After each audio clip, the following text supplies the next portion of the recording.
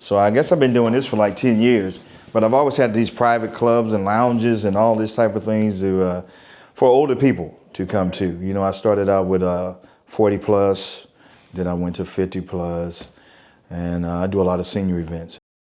I do gospel too for people who love gospel. So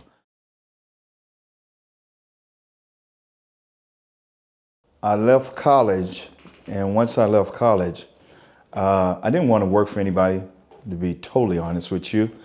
I just said, I'm not going to work for anyone. I'm going to get fired. I already know I'm going to get fired because I'm a headstrong person. I don't like disrespect. I don't want nobody telling me what to do. I don't like orders. So I felt I was a trendsetter. So I said, you know what? Those ink pens people are pushing don't look too heavy.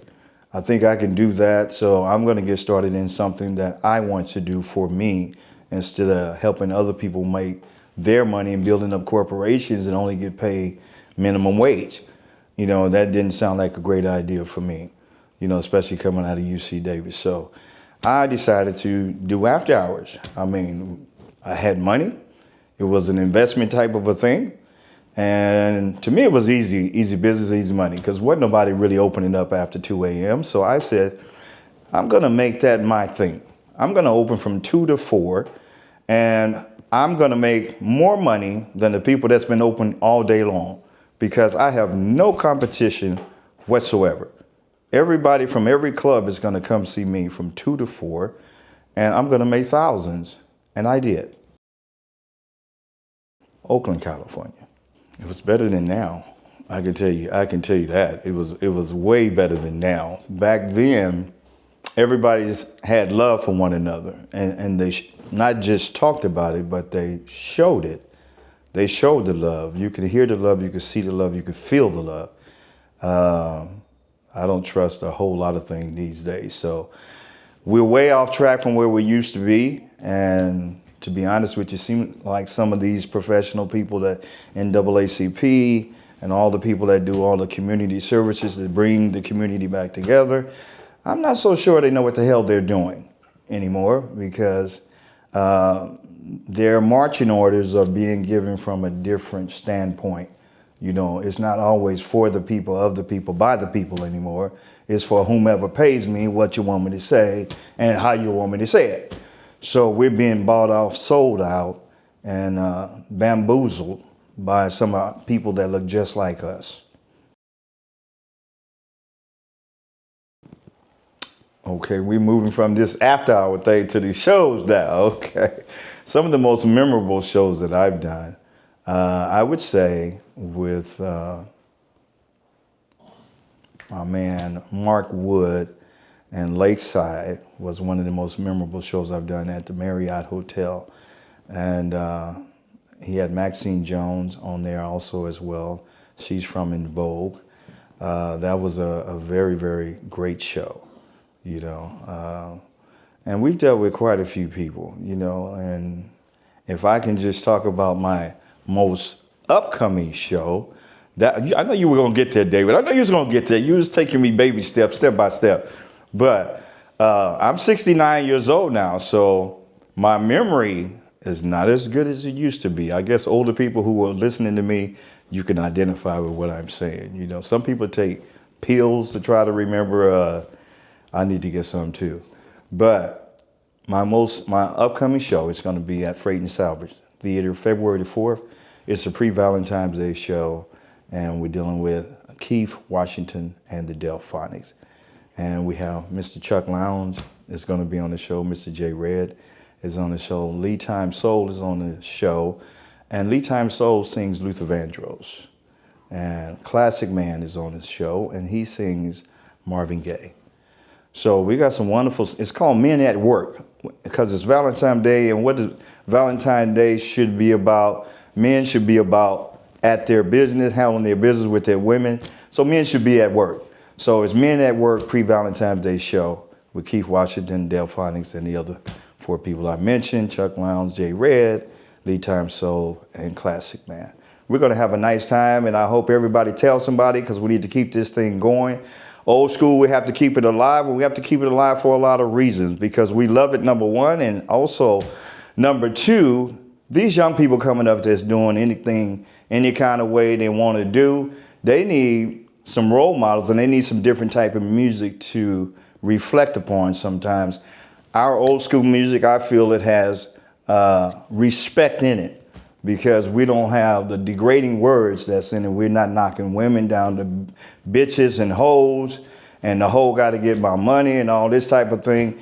We actually had lyrics that meant something in our music, things that told us how to live life and what to go by, role models to go by. So we need to get back and keep this old school music alive, so at least when these kids want to turn around, they'll have a roadmap to say, you know what, it's messages in this old school music. Let me listen to the lyrics. Let me do what it's telling me to do, because I'll become a better person instead of picking up these guns and shooting people. We need to take the guns out of these kids' hands some kind of way. So old school music, I think, will be a tool that we can utilize to help take the guns out of these kids' hands and learn to communicate better with older people as well as younger people, because sometimes these youngsters want to just get up in a grown folks' face, and we were taught to respect our elders. Where is it today? Where is it today? The young people are getting in your face just as quick as the oldest person, you know, as if they're just as old as you, like they're your daddy, matter of fact, you know. So the respect level has went down so far that we don't know what's going to happen next. My grandmother can get robbed and steal, raped and everything. Your grandmother, your mother, my mother, because where's the line? There's no line anymore. There's no respect. There's no line anymore. So let's keep old school music alive for a lot of the reasons I just mentioned. And it's a safe environment. Also, Berkeley is a very nice city. Freight and Salvage is a very nice theater. It looks similar to Yoshi's. Personally, I think it looks better on the inside, but you be the judge. You know, come on down February 4th, and let's have a good time with Keith Washington and the Delphonics and everybody.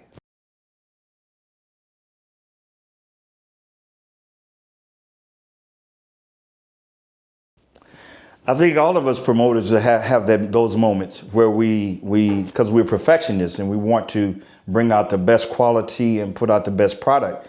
So we always review everything. But as far as me saying, do I want to keep doing it?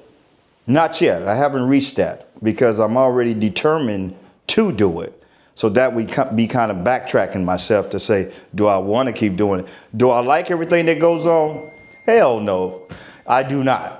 Do I make changes? All the time, you know, because you have to learn who's who in this industry. And you got new people coming up all the time. You're meeting new people all the time.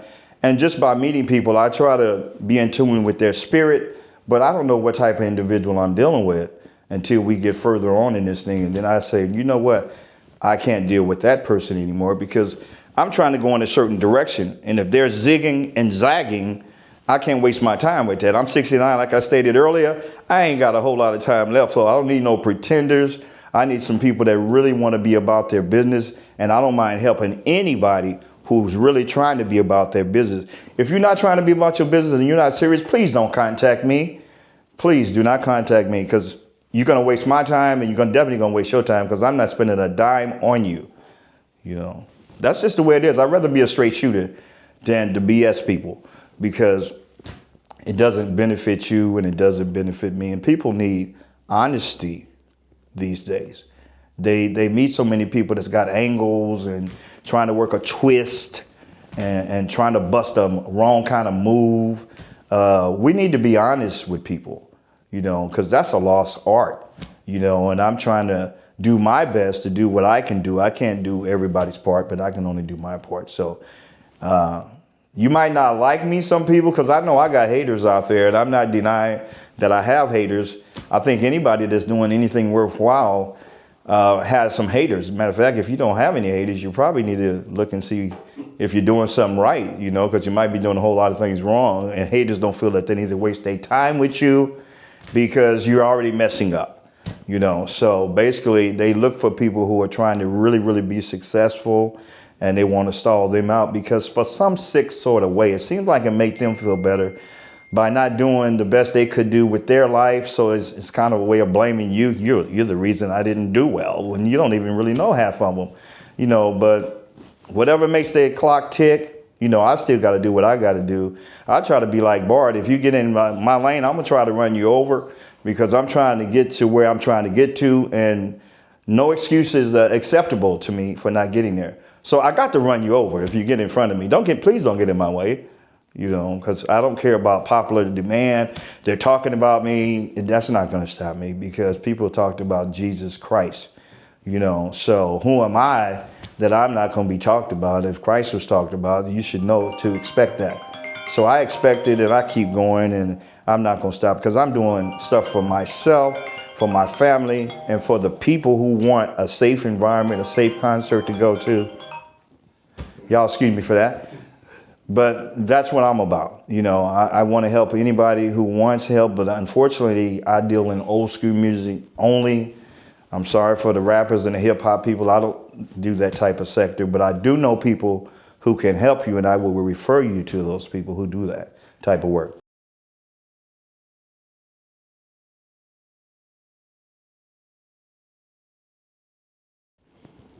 First, I think the advice I would give them is to make sure that you are going to be dedicated to the craft. If you're not going to be dedicated, it's going to be a waste of time because there's going to be ups, downs, highs, lows.